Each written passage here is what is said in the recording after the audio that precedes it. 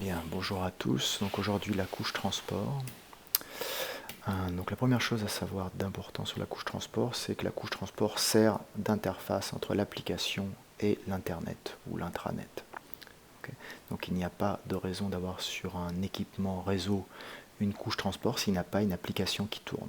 Par exemple ici à droite sur le schéma, on voit un routeur ou un ensemble de routeurs qui ont une couche réseau parce qu'ils ont besoin de faire du routage, mais ils n'ont pas de couche transport ni application parce que leur fonction principale est au niveau de la couche réseau. Okay. Donc ça c'est la première chose importante à savoir. Deuxième chose, c'est que des couches transport dans l'Internet, on n'en a que deux. On a TCP et UDP. Okay. Donc TCP, c'est un transfert fiable, UDP, un transfert non fiable. Donc ce qu'on appelle fiable, c'est le fait que les données soient livrées dans l'ordre et sans perte. Okay. Après, on a des services qui ne sont pas disponibles sur Internet à l'heure actuelle. Ce sont des garanties de délai et des garanties de bande passante. On ne peut pas vous assurer que le délai ne fera pas plus que 10 millisecondes ou que vous obtiendrez toujours 1 mégabit par seconde pendant tout le transfert. Ça, on ne sait pas faire sur Internet. Okay. Donc, dans le détail TCP et UDP, on va commencer par voir le service commun, la fonctionnalité commune entre TCP et UDP qui est le multiplexage et le démultiplexage. Okay. Donc le multiplexage, c'est le fait de récupérer des données de plusieurs applications sur la machine et de les envoyer sur la couche réseau. Le démultiplexage, c'est l'opération inverse. On a reçu de la couche réseau des segments et ces segments doivent être donnés à la bonne application. Okay. On l'a dit tout à l'heure, un processus, un programme tourne dans une machine et donc il va falloir avoir comme il y a plusieurs programmes qui tournent, il va falloir avoir un identifiant spécifique du programme, c'est le numéro de port. Donc globalement, au niveau de l'Internet, l'adresse d'un programme, ça va être l'adresse IP de la machine sur laquelle tourne le programme, plus ce numéro de port. Donc quand on regarde globalement une communication, on va se retrouver donc avec 4 identifiants. L'adresse IP source, l'adresse IP destination, le port source et le port destination. UDP et TCP utilisent ces 4 identifiants, mais de manière différente. Comme TCP et UDP utilisent les numéros de port, en fait, le début de l'entête est commun entre TCP et UDP. On a d'abord le port source sur 16 bits et après le port destination sur 16 bits. 16 bits veut dire 2 puissance 16 valeurs, 65 536. Donc on peut avoir beaucoup de communication possible au niveau d'une machine. Là on n'a pas comme en IP V4 où on a des problèmes d'adresse. Là on n'a pas de problème de manque de numéro de port au niveau d'une machine. Avant de dire explicitement comment UDP et TCP traitent les communications, j'introduis rapidement la notion de socket. Donc une socket est un espace mémoire, un tampon commun entre un tampon qui va être commun entre la couche transport et l'application. Okay, donc c'est un espace mémoire dans lequel l'application écrit quand elle a besoin d'envoyer des données et lit quand elle a reçu des données de la couche transport. Okay. Donc les sockets sont matérialisés ici en jaune sur le schéma. Okay. Alors le démultiplexage en UDP. Alors en UDP, on utilise pour identifier la socket au niveau du serveur que l'adresse IP destination et le numéro de port destination. Ça veut dire quoi? On le voit sur ce schéma ici. L'identifiant de la socket, c'est IP de C et 6428. Ça veut dire que tous les segments qui ont pour adresse destination 6428 vont arriver sur cette socket. Il n'y a qu'une seule socket pour traiter toutes les connexions clients. Okay. Au contraire, en TCP,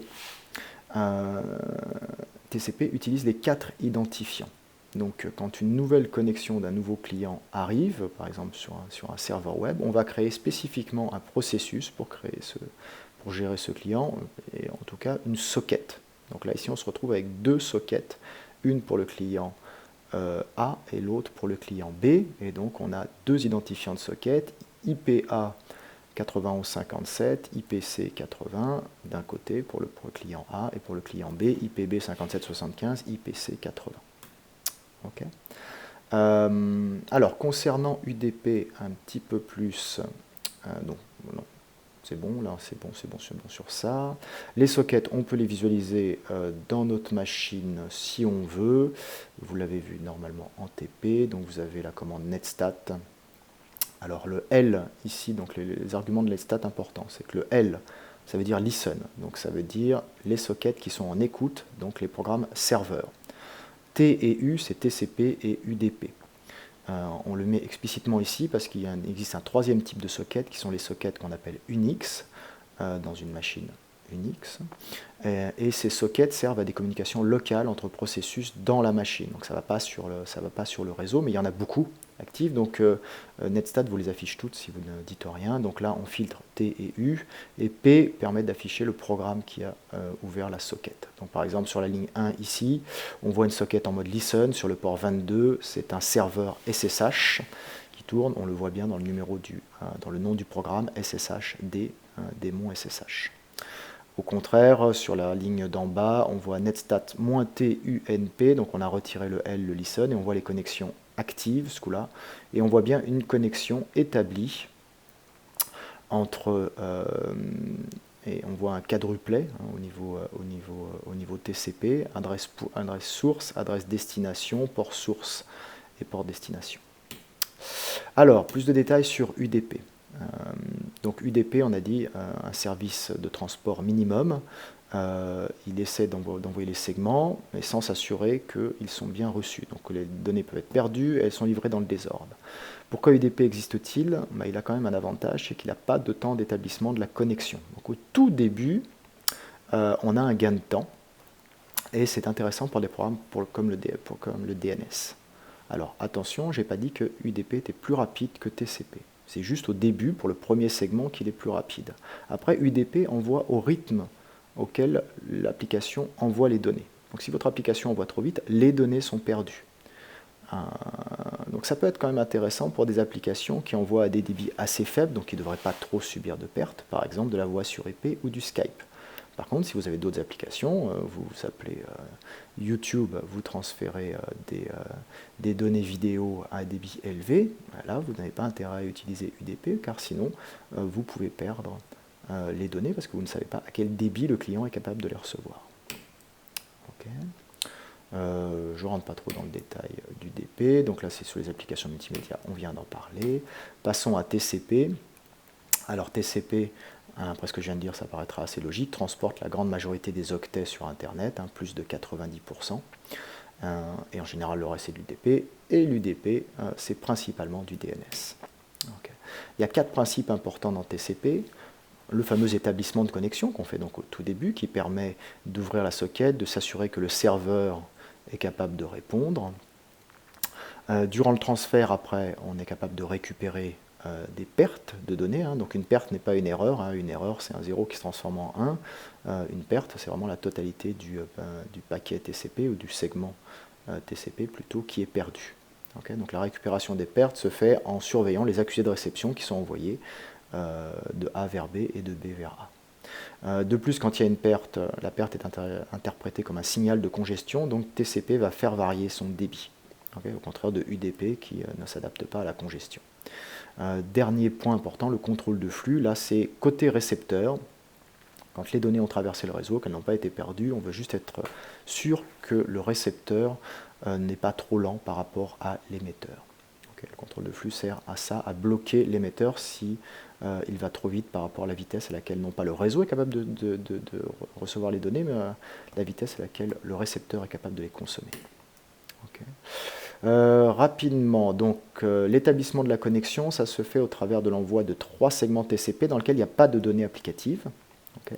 Mais si on garde l'entête TCP, il va y avoir les drapeaux, flags en anglais, des drapeaux spécifiques, là UAPRSF, qui vont être mis à 0 ou à 1 suivant la valeur. Donc comment ça se passe pour l'ouverture de la connexion? Eh bien, on met le drapeau SYN à 1 au premier segment. Quand le serveur répond, il met le SYN et les drapeaux SYN et ACK à 1.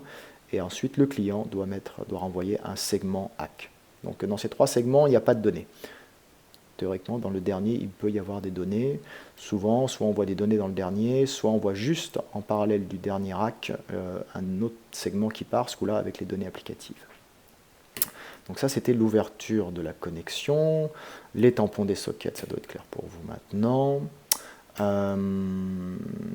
Ok, donc deuxième principe de TCP, on surveille que les données ont été bien reçues, et ça se fait au travers d'accusés de réception. La difficulté ici, en termes de compréhension, c'est que les données peuvent circuler dans les deux sens. Quand votre client fait votre Firefox fait un GET vers un serveur web, les données, donc le GET sont des données applicatives qui vont circuler du client vers le serveur, et l'objet demandé va circuler du serveur vers le client sur la même connexion TCP. Okay. Donc TCP transporte des octets dans les deux sens. Alors voilà un exemple un peu plus complexe, celui qu'on avait fait en cours. Alors ici, l'application A envoie... Non, dans chaque segment TCP, il y a deux valeurs importantes qui nous intéressent ici, c'est les numéros de séquence et le numéro d'accusé de réception. Donc le numéro de séquence, c'est le numéro du premier octet transporté, soit de A vers B si on va de A vers B, soit de B vers A si on va dans le sens inverse. Et l'accusé de réception, c'est le numéro de séquence du prochain octet attendu par celui qui vient d'envoyer ce segment. Donc par exemple ici, on suppose qu'on est au début de l'échange, on vient juste de faire le SYN SYNAC ACK. A 1000 octets à envoyer, il va mettre un numéro de séquence de 1 parce que c'est le premier octet qu'il envoie, et un ACK de 1 parce qu'il a reçu 0 octet de B, il attend donc le premier. B reçoit notre paquet, il va renvoyer lui 100 octets. Donc son numéro de séquence va être égal à 1 parce que c'est le premier octet sur les 100 qu'il a transporté. S'il n'avait pas de réponse à faire, on verra un numéro de séquence de 0. Par contre, le numéro d'accusé de réception est non pas 101 comme c'est marqué ici, mais 1001. Zut, j'ai fait une petite erreur. 1001, ACK vaut 1001 parce que on a reçu 1000 octets de A, et donc on attend le 1001e octet. Okay. Et quand A reçoit ce segment, on suppose qu'il n'a pas de données à transmettre, donc son numéro de séquence va rester bloqué au dernier numéro de séquence envoyé, séquence égale 1000, il a reçu 100 octets de B, donc il attend le 101e, donc ACK vaut 101. Voilà, j'espère que c'est relativement clair. Comment l'émetteur sait qu'il a perdu les données? Ça c'est en observant les numéros de séquence, mais vous verrez ça plus précisément en deuxième année. Troisième principe important de TCP, le contrôle de congestion. C'est-à-dire quand on a perdu un paquet, on le renvoie, mais il faut aussi adapter le débit. Alors comment est-ce qu'on adapte le débit? Avec la notion de fenêtre. Quand TCP envoie des segments, il a le droit d'envoyer W octets. Et on fait varier W. Donc quand il n'y a pas de perte, W augmente, donc on a le droit d'envoyer plus d'octets. Quand il y a des pertes, W diminue, on envoie moins d'octets, et donc on diminue le débit. Alors, un exemple pratique, ici, on a un exemple simplifié, la fenêtre vaut 3 segments. L'application en a 4 à transmettre, donc la fenêtre, c'est les droits à émettre des paquets sans avoir reçu d'accusé de réception. Donc ici, on envoie segment 1, 2, 3, et S4 est bloqué. Il est bloqué tant qu'on n'a pas reçu l'accusé de réception de S1, parce que quand on a reçu l'accusé de réception de S1, ça veut dire qu'il n'y a plus que S2 et S3 qui se baladent sur le réseau, et donc on a le droit d'envoyer S4 parce qu'on a le droit d'envoyer 3 segments. Okay. Également, avec ce que je vous ai dit précédemment, si W égale 3, qu'on a envoyé 3 segments et qu'on a reçu les 3 accusés de réception, alors dans ce cas, la fenêtre a le droit d'augmenter. Okay. Alors, suivant l'état dans lequel est TCP, ça vous verrez les détails en deuxième année, la fenêtre est multipliée par 2, ou la fenêtre, on lui rajoute un segment. Okay. Un paquet ou 1500 octets, ça dépend comment on compte. Donc là, par exemple, ici, quand l'accusé de réception de S3 est reçu, la fenêtre valait 3, 3 paquets ont bien été transférés dans le réseau, W va maintenant être égal à 4. Voilà. Et donc après, quand on observe la fenêtre en fonction du temps, à chaque fois qu'il y a des pertes, on voit la fenêtre qui diminue, et quand il n'y a pas de perte, juste après, on voit la fenêtre qui réaugmente dans un mouvement perpétuel dans lequel l'émetteur TCP s'adapte au débit présent sur le réseau. Okay. Dernier principe, rapidement, le contrôle de flux. Là, il n'y a pas eu de perte dans le réseau, okay, mais ce qui se passe, c'est que le client a reçu les données, par exemple S1, S2, S3, S4, ici, dans l'exemple tout à l'heure, mais la socket matérialisée en vert ici, entre la couche transport et la couche application, est pleine, et dans ce cas-là, vous allez voir votre client qui renvoie enfin le récepteur qui renvoie un accusé de réception disant j'ai bien reçu S4, mais ma fenêtre de réception, qui était dans un des champs de l'entête TCP, égale à 0. Et dans ce cas-là, qu'est-ce que doit faire l'émetteur? L'émetteur doit se dire j'ai le droit d'envoyer le minimum entre ce que supporte le réseau, donc là ce serait 3 ou 4 si on a mis à jour, et ce que supporte le client, ce qui là est égal à 0. Donc dans ce cas-là, le client, l'émetteur est bloqué. Okay, donc c'est le principe du contrôle de flux. Là on voit qu'il n'y a pas de problème au niveau réseau, le problème est uniquement au niveau du récepteur. Voilà, c'est fini pour aujourd'hui.